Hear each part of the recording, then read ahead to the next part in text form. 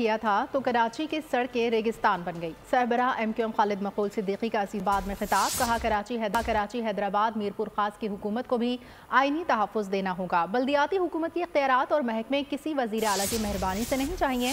कहा 8 फरवरी को शहर कायद कराची वालों को वापस मिल जाएगा।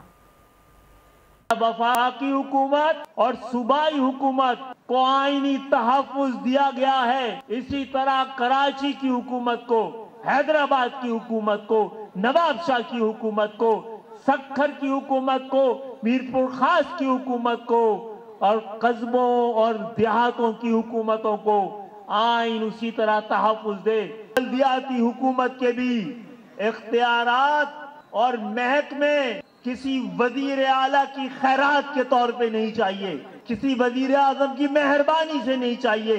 8 फरवरी को इस शहर की वापसी का, इस शहर को वापस शहर वालों के हवाले करने का अहकाम जारी हो जाए। जब तहरीक ने कहा घरों पे बैठना है, बाइकाट करना है इलेक्शन में, तो